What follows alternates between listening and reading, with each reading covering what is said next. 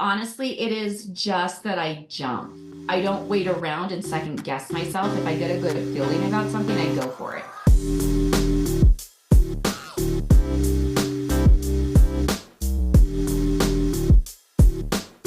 Welcome to the Woo Woo and Real Estate Podcast. I'm Tigger, your host. I want to personally thank you for tuning in. Here on the Woo Woo Podcast, we will explore the fascinating intersection of gut instincts, strategic thinking, spirituality, helping both investors and non-investors alike to tap into their intuition to navigate opportunities, avoid pitfalls, and create long-lasting wealth. So whether you're a deep dive into the real estate world or simply looking to trust your inner compass in relationships, career decisions, or personal growth, you're in the right place here. And each episode will bring firsthand stories of divine timing, actionable tips, and all things real estate, tapping into that intuition of your own. We'll dive into a little bit of supernatural and paranormal experiences that might just change the way you see the world today. But that's not all. Some of my guests will bring their own little mysticism and share their tools of what they use in this space, to include psychic mediumship, tarot cards, dowsing rods, Reiki healing, just to name a few, to expand your awareness and connection to the unknown. And as a psychic medium myself, I'll be able to offer readings in the very near future, so stay tuned for that. So, with that being said, are you ready to unlock the hidden power of your intuition in your personal life and real estate and investing journey? Well, stay tuned here for this week's guest as we dive into the insights with Michelle Bison. Do you say Bison or Bison? It's Bison. Bison. Thank you. Thank you. All right. And before we begin, also just make sure you guys connect with me on Instagram at sub2tigger2. Facebook is Tiggerooski, and then YouTube, my YouTube channel is sub2tigger2 as well. And if you want to be a part of my investing communities, check out the links below to start your journey with me. Michelle, welcome. Hey. All right. So I'm going to go ahead and turn it over to you just because I know we've known each other probably about a year and a half, maybe now. You joined the community of Sub 2 probably a couple years ago, is it? Has it been a couple? It's been 14 months actually. That's what I kind of thought, because I knew it was over a year because we became Owners Club members together, but I knew it was a little bit before that. But why don't you start off with a little bit of your background on how, I'll go like this. Let's go with previous real estate business to current real estate business, and your former life and how you got into the real estate world and why RV parks of all things. Yeah, actually. So I've been investing in real estate for about 5 years.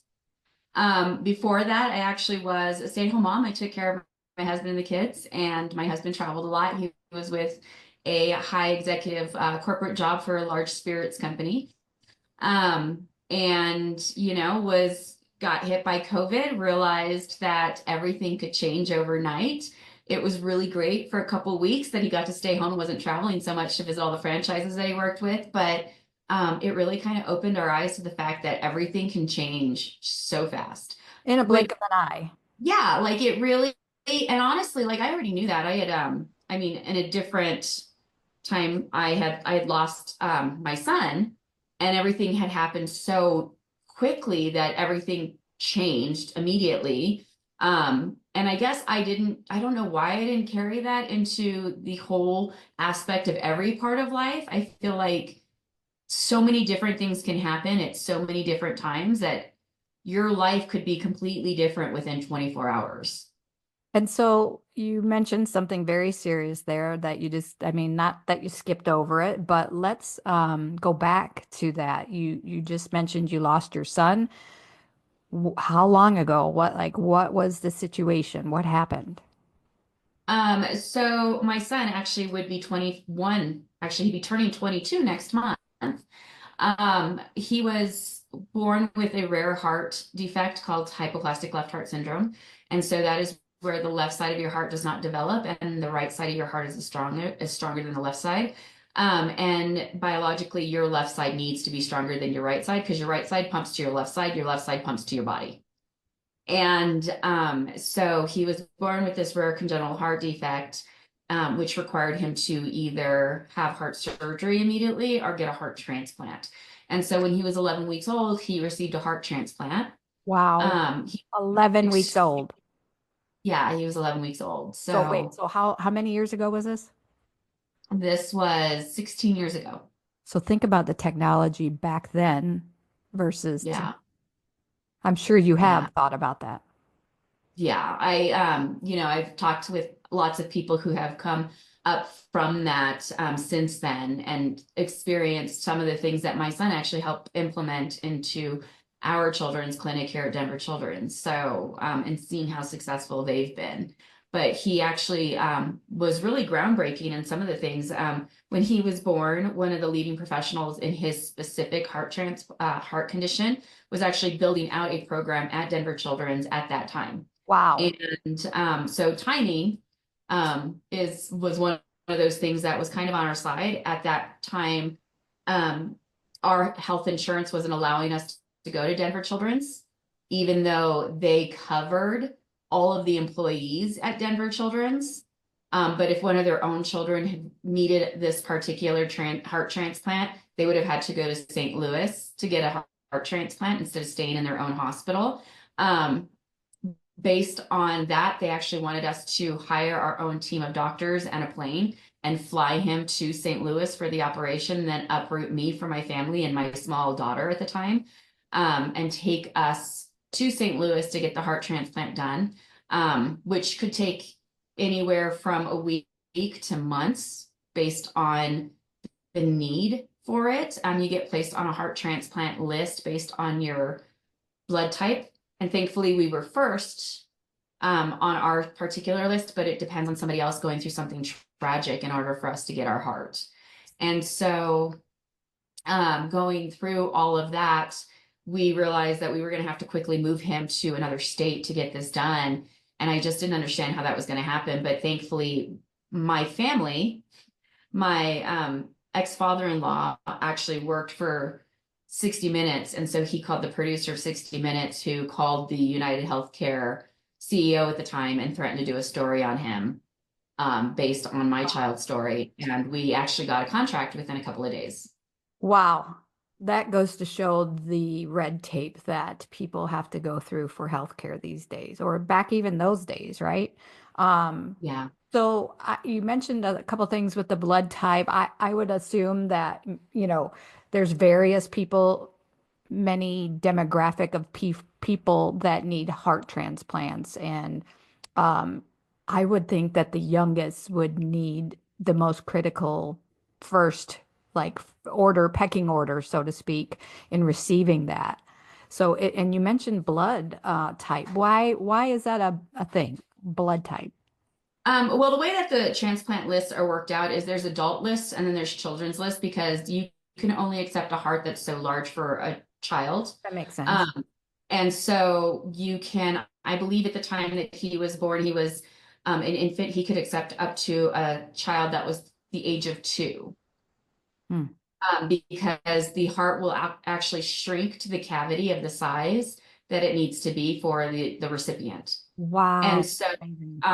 yeah, our bodies are actually amazing things. So, based on that, he could accept a child up to 2.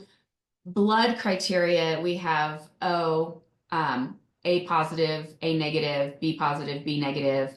All of those come into play because if you get the wrong heart blood type, your body could automatically reject it. Wow, And so you have to be compatible. And so he actually was a B negative. Um, and so he could accept either a B negative or an O heart. wow. That is some things I had no idea or no clue that something could reject just because of a blood type. It didn't even, but now it makes sense though. Okay, sorry about No, that. your Going body in. rejects different organs for lots of different reasons, just because it recognizes that it's not part of your own DNA and it will actually attack it. Your body like automatically attacks things that are foreign. And that's why people who have heart transplants are on immune suppressant drugs so that they actually suppress their body's urge to reject that organ. Hmm. also something I had no idea that was a thing. Wow. Okay. So I had to ask a couple questions in there as you were talking through that. So you get the contract and then what? So then we automatically get our son transferred up to Denver Children's from Colorado Springs Hospital. And then we get on the wait list. And from there, he was given good care. The insurance company was kind of all over him at that point. Um, we had great care. We had private nurses, and we went through a couple of things. As children who have these conditions go through the first few weeks and first few months of life, their blood pressures in their lungs start to build. And when you get to a certain point, if you waited too long and you put a new heart in, it will automatically almost kind of crash your heart because the pressure is too much. So our doctor at the time, who was building out the special clinic, was working on banding and stenting arteries to slow the blood flow to the lungs and the heart so that it could help maybe relieve some of that pressure as the child grew. And so our son was actually the 11th child to ever have it done in the US. He also, after his was done, he did so well that the FDA actually approved it across the board. Wow. So So that was I was envisioning as you were saying putting the stint in and like kind of slowing that process down so it's not such a rapid thing. Yeah, because stints are more or less opening, right? You want it to be more wide open, but those could also restrict. So that's pretty interesting.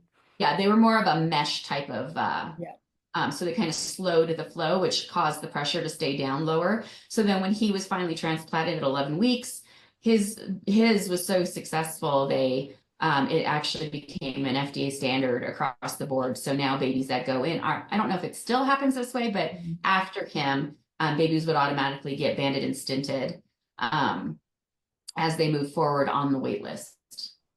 So then what was what happened after that? So he went through that. We finally got the call on July 8th after a July 4th weekend. Um, a little girl uh, choked in the middle of the night. The parents rushed her to the emergency room and she did not make it. Mm. Her family made the ultimate decision to help another family, and they gave us the chance to get to know our son. So, so they saved his life. Um, and that actually started us on our journey with him. Um, After, going through all that. So we went through the transplant operation, which was an all-day affair. And he actually, amazingly enough, was recovered and up and moving about within about a week.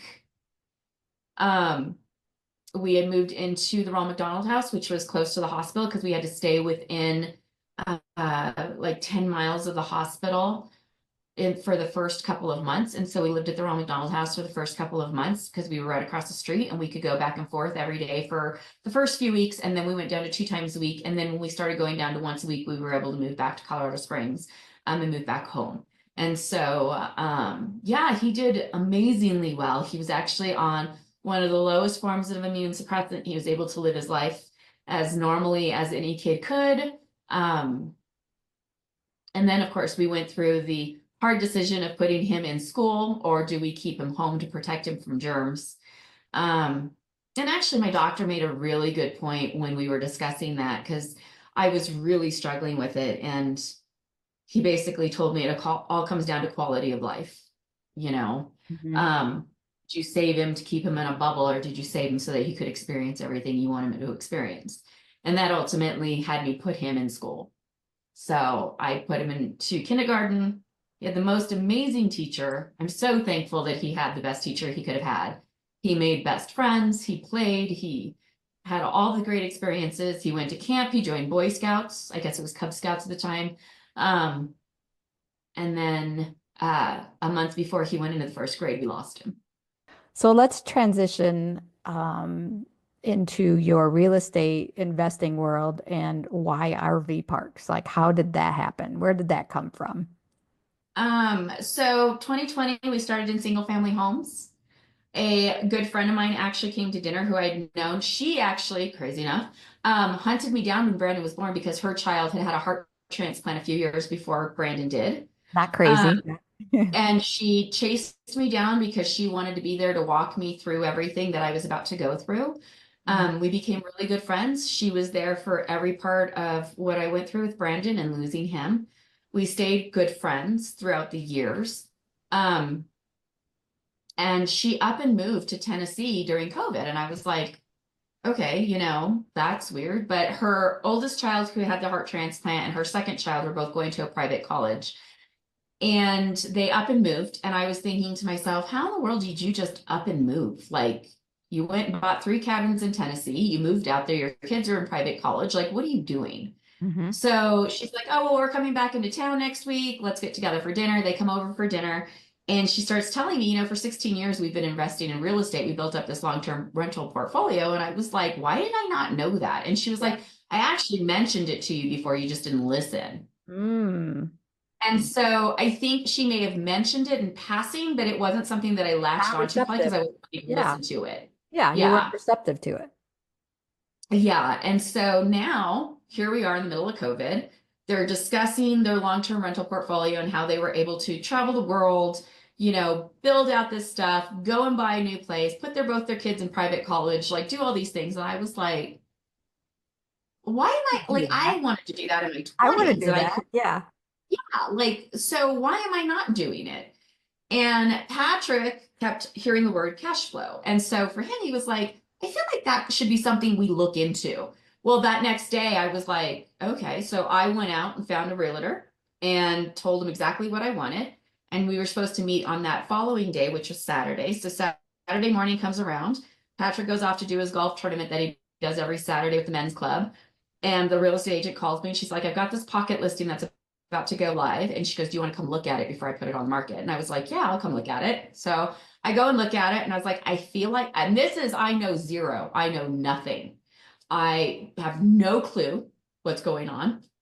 My husband said, yeah, we should look at it. Not something like, oh, hey, we've got the money to go do this. Um, and I go look at this house. I put in an offer because I feel like, oh, I'm probably or the mortgage is probably going to be around here and I could probably rent it for this much. And I put in an offer and she accepts it. And now I've got to go home and tell my husband we bought a house. So, Surprise, honey. yeah. So that kind of, I called and left a bunch of messages. He wasn't picking up because he was on the golf course. Finally calls me back and he's like, what's wrong? And I was like, hey, we bought a house. We'll talk about it when you get home. Bye. And I like hung up. So I'm like all of a sudden in this thing, I've got this offer on this house that, she's like, yeah, let's do it. I don't even have to put it on the market. It's all done. She had already moved out of the country. She moved to Germany because she had met a guy. And so she just wanted to get it off, like just be done. So I put it on Zillow that afternoon. By the next day, I had like 10 applications for it. By that Monday, I had a deposit and my first contract for lease. They were going to So move you in the day we basically closed. wholesaled or you kept it for a rental.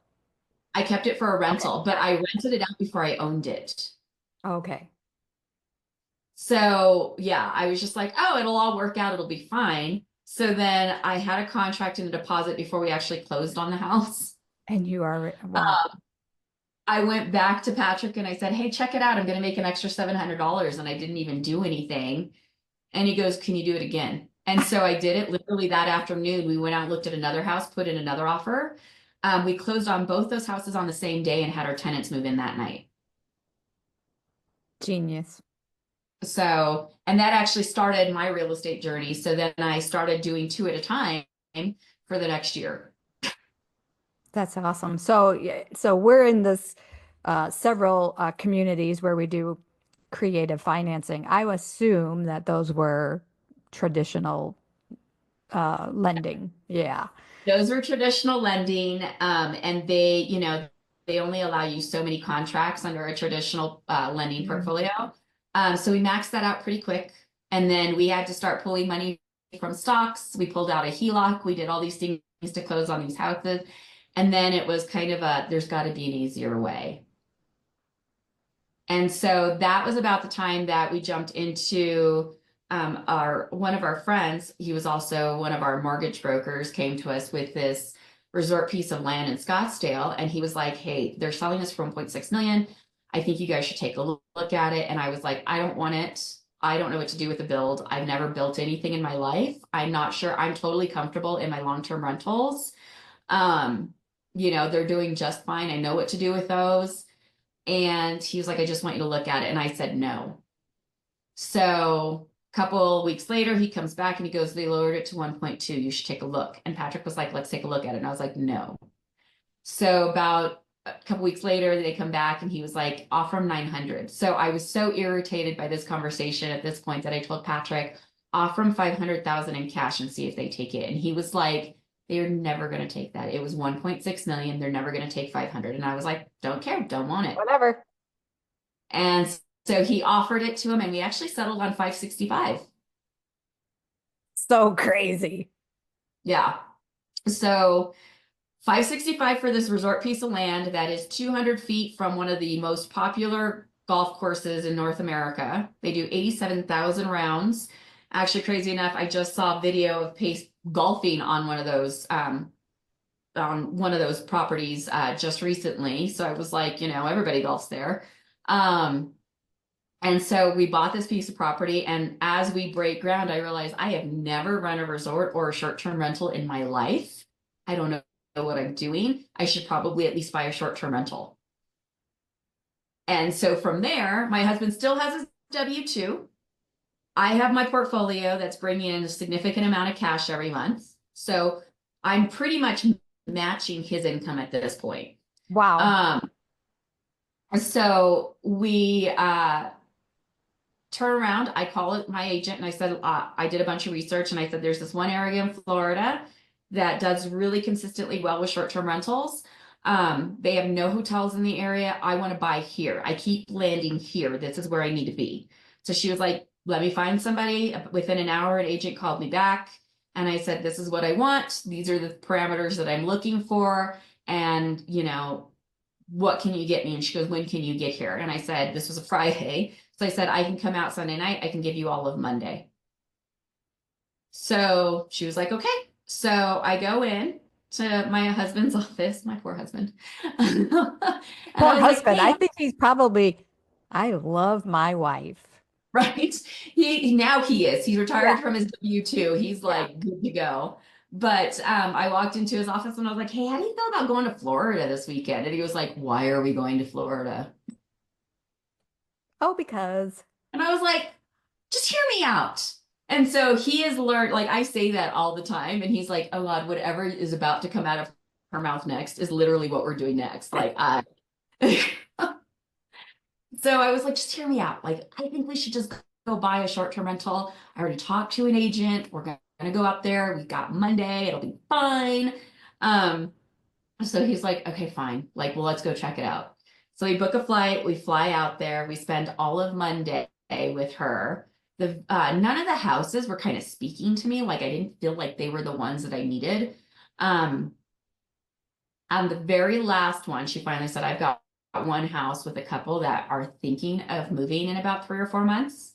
Um, if I can convince them to let you look at the house, do you want to see it?" And I was like, "Yeah, absolutely."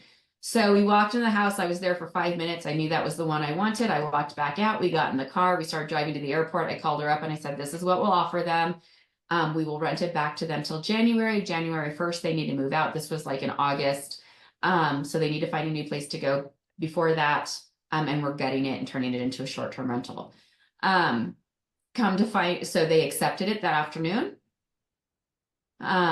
So then we were renting it back to them for the mortgage payment until they could find a new place. We closed that within a couple, like 30 days. Um, went in, gutted it, remodeled it, put in a mod pool, put in a volleyball court, started renting it out, went out there to furnish it. And I actually bought my beachfront at the same time. So I bought a second one while we were out there. I'm hearing a And repetitive thing here. Like everything you touch turns to gold. I hope so. But, I think honestly, it is just that I jump. I don't wait around and second guess myself. If I get a good feeling about something, I go for it. And I know that we've got enough grit in us to make it work.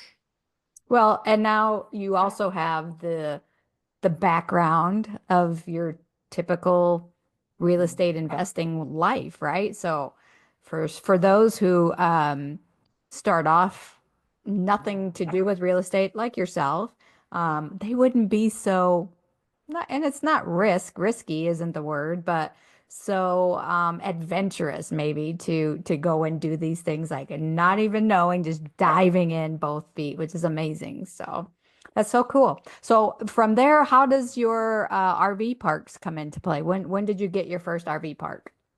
So started the short-term rentals, figured out really quickly I didn't want to run those. I wanted to put property managers in. Yep. Then finished building out our resort. Realized really quickly I'm putting in luxury property managers. I'm not doing this myself.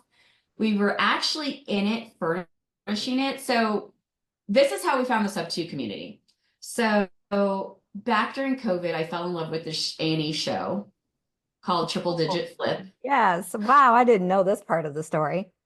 Yeah, so it was like my favorite show. I watched it every night before bed because I was like in the process of going through all of this. Yeah. I was learning how they were renovating. The houses that I was buying were all built within the last 5 to 10 years, so they didn't really need a lot of renovation. But I was fascinated with the renovation parts of it, right? Like I was like, oh my gosh, I love the idea that you can make a house more personalized by just changing things. So Hmm. I was absolutely obsessed with Pace and Jamil and their show. And apparently, like moving forward, they stopped doing the show, whatever. It was gone. I was sad. I moved on, didn't think about it again. But apparently, my husband, Patrick, during all of this, at night was secretly watching Pace Morby YouTube videos. That's so cool. And so the day that we were opening up our resort, he was like, hey, by the way, I want you to watch this creative finance video. I think this is like the next thing that we need to learn how to do. And while you're doing that, I'm leaving my job. Good So Lord. he turned it on. I sat in my Scottsdale property in Unit 4 watching this YouTube on creative finance. And I was like, oh my gosh, it's that guy from the show. That's so cool. Patrick, yeah, like Patrick was in the other room telling his boss what he thought of him. And And I by was the like, way, as I'm out the door, this is what I think. correct. Like I was like, okay, well, we're blowing that This bridge is Brit, completely yeah, up. completely gone, demolished. Yeah, like No you want to turning make back. sure that you cut those ties, like it's done. And yeah, he literally was like, this is the time you're opening this resort. You already matched my income. The resort will actually double that. Like, it's time for me to exit. Let's like move forward. This is what is bringing us the most money. We're all in. Like, and if this is what we're doing, I'm quitting my job. You and I, this is us. We're all in. And I was like, okay. So as I'm watching this creative finance sub two video, he's telling his boss what he thinks. I'm signing up for more information. We go to breakfast, and he's like, well, what'd you think? And I was like, oh, we've got a call with him tomorrow. And he was like, okay. So we got the call. We signed up immediately. We signed up for the Sub 2 Elite. So we got the one-on-one mentorship where we met Justin Tumanowski. He was our mentor. And literally like sat down and told him our story. And he goes, yeah, you guys need to go into something bigger.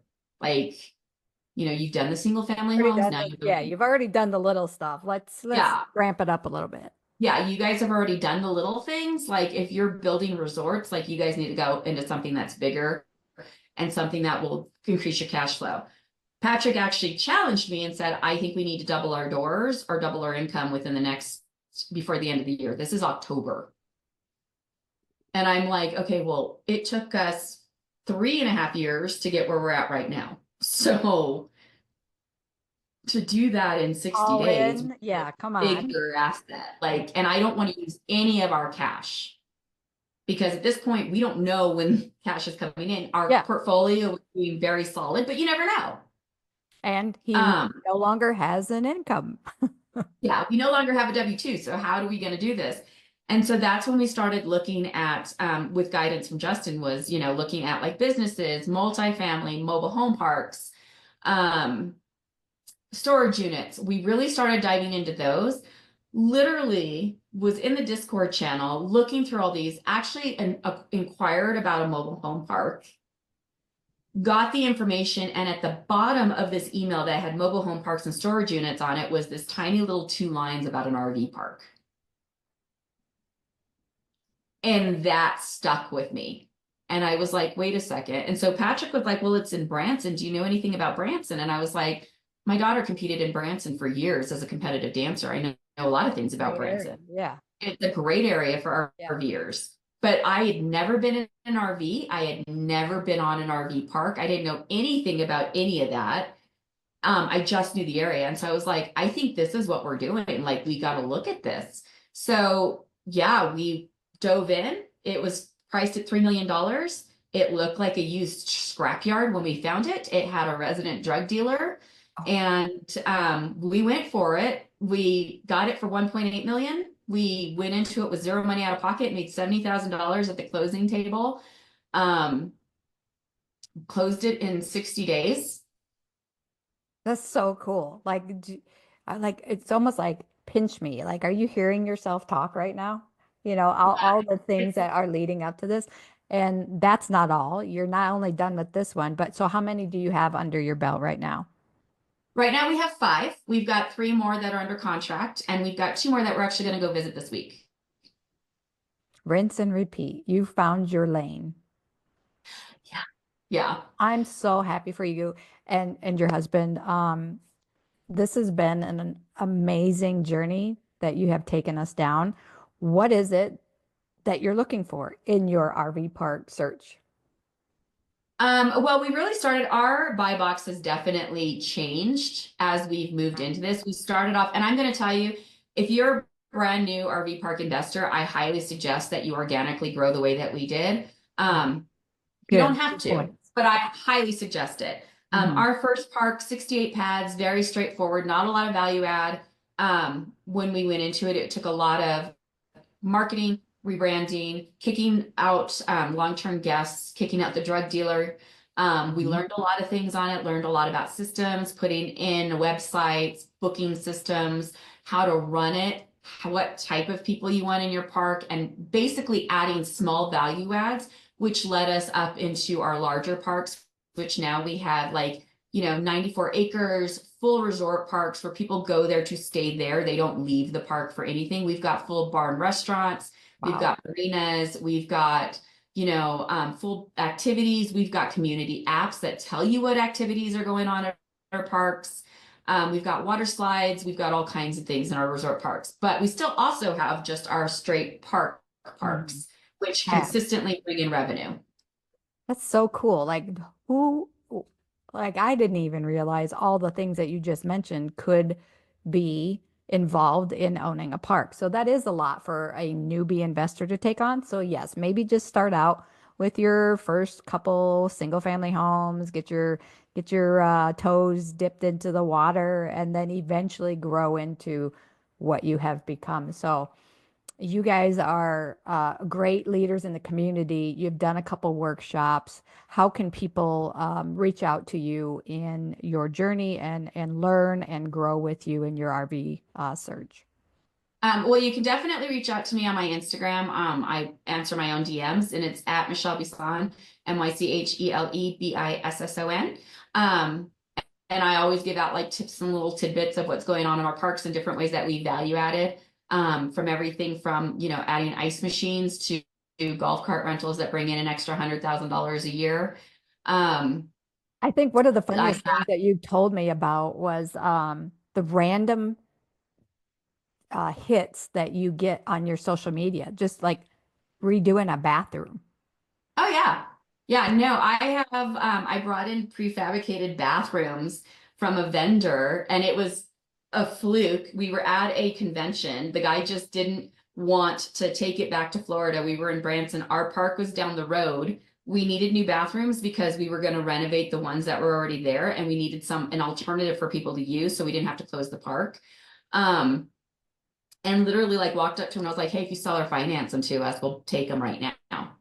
And so he was like, I'll drop him off tonight. Don't screw me. And I was like, cool. So he brought him over, dropped him off. We worked out a payment plan with him.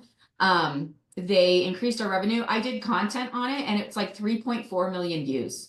That's crazy Now cool. we have an affiliate program with him where every Oh time my he sells God. one through my social media, he sends me money. So That's so amazing. And I appreciate you and your time here today. And just to go over your social media pages again, what are they again? so my Instagram is at Michelle Bison. Then my Facebook is the same. My LinkedIn is also the same. My YouTube channel is also the same. And you can find me at michellebison.com. Michelle, thank you so much in sharing your personal previous life before and after loss and your current life of everything turns to gold. I think that's what I'm going to name our our podcast with you. Everything turns to gold with Michelle. How do you say it? Bisson? Yeah, it's Bisson. French. I'd say it's snotty. It's almost like the Pichon dog. Yes, yes. I keep Yes, telling my husband, I'm like, I need a little Bichon, so I can just yes. call it Bison. Thank you. Thank you. Thank you, my dear. I love you. You're a Oh, great thank you. friend, and I look up to you, and hope to be you one day when I grow up.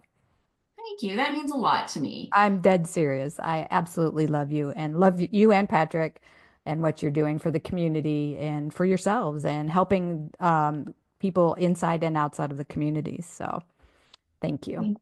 Thank you so Appreciate much. you. So I'm super honored to know you. I absolutely adore you. I think you're great. And I love that we are able to have the conversations that we have. And I always love it when you come into a room because you just make the whole room light up. So Thank you. I appreciate that. All yeah. right, honey. So Thank you very much. thank And this you. is it for the Woo Woo and Real Estate Podcast. I am your host, Tigger Hukel. We have guests regularly each week, and I invite you to come back and learn from tips and tricks from real estate investors or from people that are just looking to grow in their intuition and spiritual growth personally. Thank you. Take care.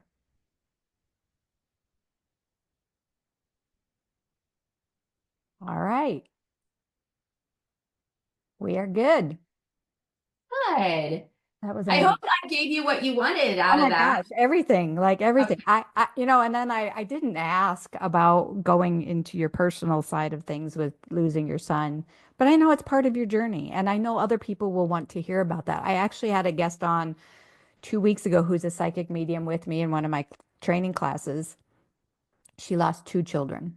And Oh gosh. Oh, but you know what? She's in this place where just like you, that you're in this place and it all happened for a reason and you're better because of it and yeah. they're still here with you, right? So it's amazing.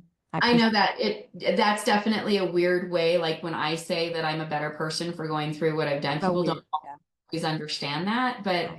I think, like you can either go one way or the other when you lose a child. I think one of the most impactful things that ever happened to me was in a Costco when it came to losing Brandon. Um, I was standing in a Costco bawling right after I had lost him, and I was looking at corn dogs of all things, Of but all they were things. his favorite. Yeah. And this woman walked up to me and she was like, "Are you okay?" And I just started like unleashing my Oh, like yeah. story to this poor woman that Mm. I just lost my son.